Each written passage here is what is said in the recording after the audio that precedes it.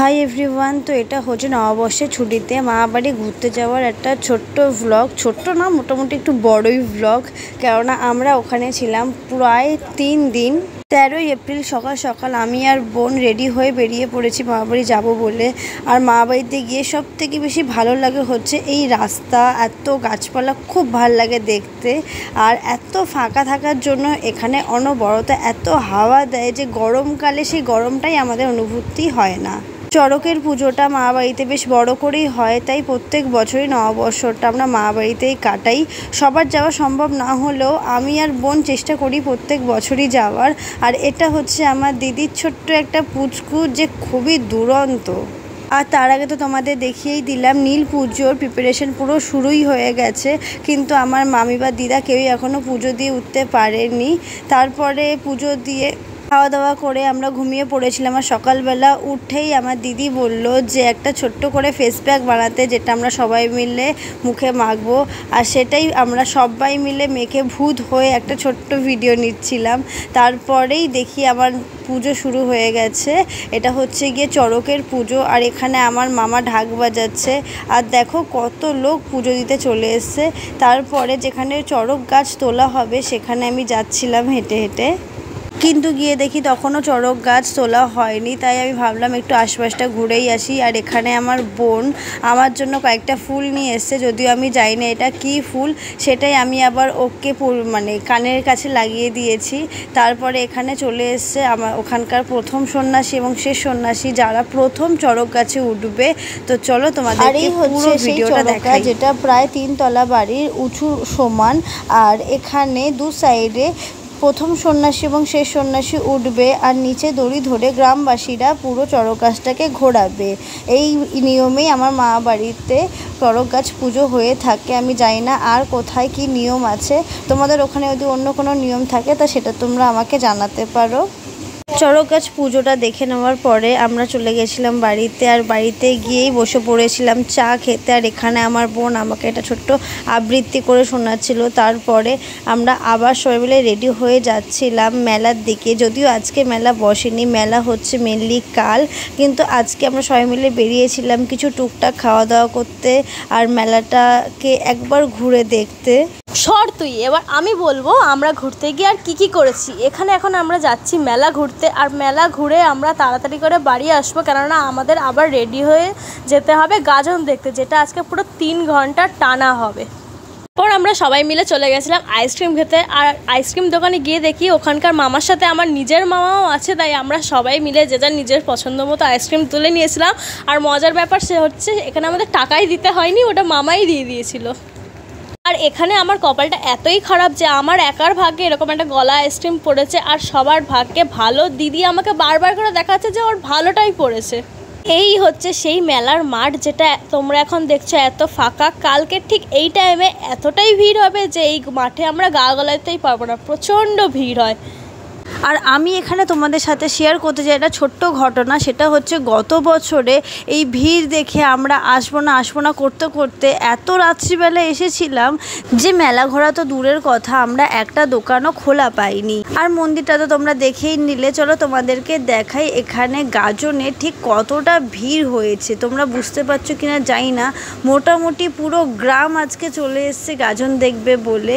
আর আজকের পরেই হচ্ছে গিয়ে নববর্ষ, তাই সবার মধ্যে একটা আলাদাই আনন্দ কাজ করছিল। এর আগেও 3 দিন ধরে অন্য পাড়া থেকে আসে গাজন করতে, যেহেতু আমরা কাজের চাপে যেতে পারি না, তাই আজকের হচ্ছে আমাদের গ্রামেরই সবাই গাজন করে। তো আজকের দিনটা নিয়ে আমরা প্রচণ্ড এক্সাইটেড থাকি যে আমরা এই গাজনটা কখন দেখব। গাজনের সময় কিছু কিছু ছেলেরা এত সুন্দর করে মেয়ে সাজে যে তাদেরকে মেয়েদের থেকেও এত সুন্দর লাগে। আর এই গাজনের কিছু কিছু স্টোরিও থাকে যেগুলো খুবই মিনিংফুল আর খুবই সুন্দর। আর এখানে দেখো আমার ছোট্ট বোনটার এত এনার্জি যে রাত প্রায় 1টা বাজতে যায়, তবুও ও আমাদের সাথে পাল্লা দিয়ে গাজন দেখে যাচ্ছে। আর এখানে আমি দিদার সাথে খুনসুটি করছিলাম। এটা ভালো আসছে, খারাপ না। কি রে এবার লাফা, এবার লাফা। কি রে লাফা লাফা লাফা। তুমি মেলায় যাবে? যা পাখে নিল, যা পাখে নিল। এই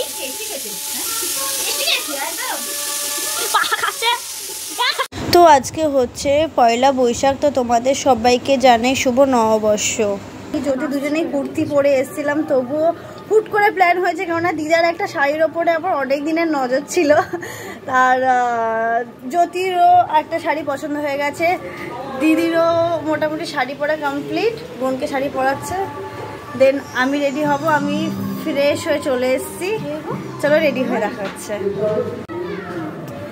এই সেই দিদার শাড়ি, যেই শাড়িটার ওপরে আমার মোটামুটি দিদাকে এই শাড়িটা মেনলি আমি পছন্দ করে দিয়েছিলাম। বাবা আমাকে টাকা দিয়েছিল, নিয়ে বলেছিল দিদার জন্য শাড়ি কিনে নিয়ে আয়। আমি বাজার থেকে শাড়িটা কিনে এনেছিলাম। অ্যাকচুয়ালি শাড়ি পরার কোনো রকম প্ল্যান ছিল না, তাই কোনো রকমভাবে মেকআপ বলো বা কিছু বলো নিয়ে আসিনি। আর এই যে ব্লাশ ফ্লাশ বলছো, সব কিছু কী বলবো, জুগাড়ু টাইপ হয়ে গেছে লিটারালি হয়ে গেছে। আমার বোনের কাছে ছিল আইলাইনার, আমি কাজলের ওপর দিয়ে আইলাইনার দিয়ে আমার লোয়ার ল্যাশটা ফিল আপ করেছি। দেন আমি লিপস্টিক দিয়ে যে লিপস্টিকটা পরেছি সেটা দিয়ে আমি ব্লাশ করে নিয়েছি। আর চুলটা বেঁধে নিয়েছে এটা খোবার মতো, আর একটা ইয়াররিংস আর আমার ওয়াচ, ব্যাস আমার ফুল লুক কমপ্লিট। চলো তোমাদেরকে বোনের ফুল লুক দেখাই, চলে। Yes, this is her full looks. ও সেম তাই, ও আমার মতো জুগাড়ু টাইপই মেকআপ করেছে, বিকজ আমরা কিচ্ছু ক্যারি করিনি। আমাদের জাস্ট 1 ঘন্টা আগে ডিসাইড হয়েছে। আমি কি বলবো, কুর্তি নতুন এনেছিলাম, জাস্ট আমাদের 10 মিনিট আগে কি 1 ঘন্টা আগে ডিসাইড হলো যে আমরা শাড়ি পরবো। আমি, দিদি, জ্যোতি সবাই মিলে জাস্ট আমরা শাড়ি পরে নিলাম। সবার আগে আমি আর দিদি রেডি হয়ে গেছিলাম, তাই এক পুচকাকে নিয়ে বেরিয়ে গেছিলাম জীবন্ত প্রদর্শনীগুলো দেখার জন্য। আর এখানে এক একটা জীবন্ত প্রদর্শনীর মাধ্যমে আমাদের এক একটা বার্তা সবার কাছে পৌঁছে দেওয়া হয়, যেগুলো আমরা দেখছিলাম ভালো মতো করে।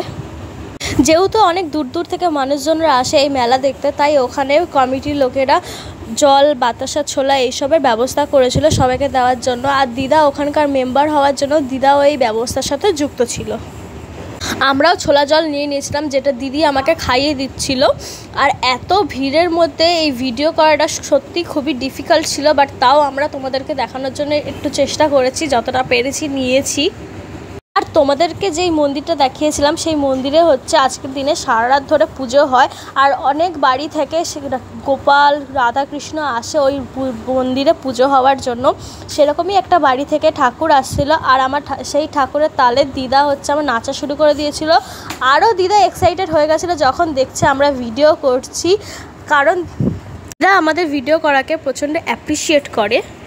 শুধু দিদা বলে না, আমার মা বাড়ির সবাই খুব অ্যাপ্রিসিয়েট করে, কেননা আমরা যে 3 দিন থেকেছিলাম মা বাড়িতে, 3 দিনই আমার ছোটো মামি আমাকে বলে গেছিলো চল কিছু একটা গেম খেলি, কিন্তু কিছু নিয়ে যাইনি। আর সময়ের অভাবে সত্যি আমাদের গেম খেলা হয়নি। আর এই দেখো মন্দিরে প্রায় সমস্ত ঠাকুরই চলে এসছে, আর আমি গেছিলাম কিছু ভিডিও নিতে, যেখানে দেখাচ্ছি তোমাদেরকে যে কত বাতাসা পড়েছে। এগুলো 90%ই মানদের বাতাসা, যেগুলো আজকে সারা রাত কীর্তনের পরে বাতাসাগুলো লুট দেওয়া হবে। আর এখন বাজে প্রায় 3টে, এখনও স্টিল আমাদের বিশাল এনার্জি আছে, কেননা আমরা একটু আগেই গেছিলাম শিব ঠাকুরকে নিয়ে আসতে। যেই বাড়ি থেকে মন্দির অবধি শিব ঠাকুরটা আসে, সেইটুকু প্রচণ্ড আনন্দ করতে করতে, নাচ করতে করতে শিব ঠাকুরটাকে আনা হয়। সেটা প্রায় প্রত্যেক বছরই আমরা দেখি, কোনোদিনই পার্টিসিপেট করি না। তাই এবছর আমি, মামি আর বোন মিলে পার্টিসিপেট করবই। আর সেখানে সত্যি আমরা ছিলাম, প্রচণ্ড পরিমাণে মজা হয়েছিল ওই দিনকে। 2 ঘন্টা ধরে আমরা অনবরত নেচে গেছি, প্রচণ্ড মজা হয়েছিল। আর এই এত লাফালাফি নাচানাচির পরেই আমরা সবাই মিলে খেয়েছিলাম আইসক্রিম, ঠান্ডা জল, কোল্ড ড্রিঙ্কস, যার জন্য গলা পুরো বসে গেছিলো আমাদের। হয়তো তোমরা আমাদের এই ভয়েস রেকর্ডটা শুনে বুঝতেই পারবে যে আমাদের গলার অবস্থাটা কতটা খারাপ। তো আজকে হচ্ছে 16ই এপ্রিল, কালকে মোটামুটি ঘুমোতে 4:30টার কাছাকাছি বেজে গেছিলো। আবার সকালবেলা 5:30 নাগাদ উঠে আমরা বাতাসা তুলতে গেছিলাম। তারপরে ওই যে ঘুমিয়েছি, সারাদিন খালি ঘুমিয়েছি, শুধু একটু উঠেছি, স্নান করেছি, আবার ঘুমিয়েছি, আবার উঠেছি, খেয়েছি, ঘুমিয়ে পড়েছি, আবার উঠেছি, টুকটাক কটা কাজ করে দিয়েছি, আবার ঘুমিয়েছি, মানে হচ্ছে সারা দিনটা ঘুমিয়েছি। এখন বাজে প্রায় কটা বাজে 6টা, আর এখন বাজে ওই 6টা টাকা, 5:30 আমি ঘুম থেকে উঠেছি, আবার 5:30 আমি ঘুম থেকে উঠেছি, এখন বাজে প্রায় 6টা। এখন আমি আর জ্যোতি মিলে টাকা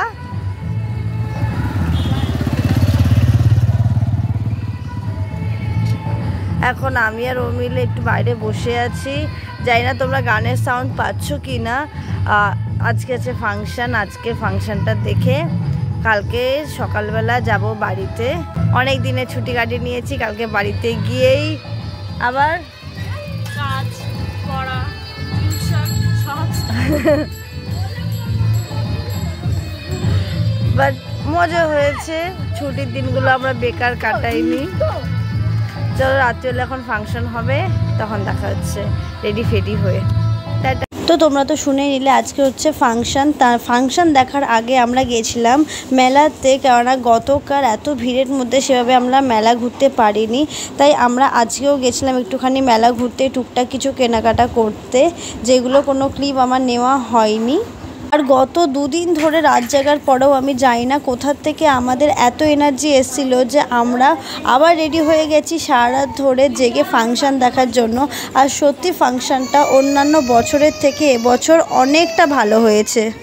আর ফাংশান দেখতে দেখতে হঠাৎ করে আমার বোন আমাকে বলল যে যিনি গান করছে উনি নাকি আমাদের বাড়ির ওখানেই থাকে, কিন্তু আমি সেভাবে চিনতে পারিনি, আমার বোন চিনতে পেরেছিল, তাই ওনার ছোট্ট করে কটা ভিডিও ক্লিপ নিয়ে নিলাম। আর পরের দিনকেই সকাল সকাল উঠে পড়েছি ব্যাগ গোছাতে, কেননা আমরা এক্ষুনি বেরিয়ে যাব, বাড়ি যাব এবার আমরা। প্রায় 3 দিন ধরে আমার মা বাড়ির সবাইকে জ্বালাবার পরে এখন আমি আর বোন পুরো রেডি, এখন গিয়ে আমার মাকে জ্বালাবো বলে এবার আমরা সবাইকে টাটা বলে নিচ্ছি। আর প্রত্যেক বছরের মতো আমার দিদার মুড খুব খারাপ হয়ে গেছে, কেননা ওনার 2 নাতনি চলে যাচ্ছে, বছরে একবারই ওই 2 নাতনি আসে। ব্যস্ততার জন্য ঠিক না, আমার মা বাড়িটা এতটাই দূরে যে আমার মা আমাদেরকে একা ছাড়তেই চায় না। তো টানা 3 ঘন্টা জার্নির পরে বাড়ি চলে এসেছি, এসে স্নান ফান করে ফ্রেশ হয়ে গেছি। তো তোমাদের এই ব্লগটা কেমন লাগলো অবশ্যই জানাবে। দেখার জন্য কোনো ভিডিওতে টাটা।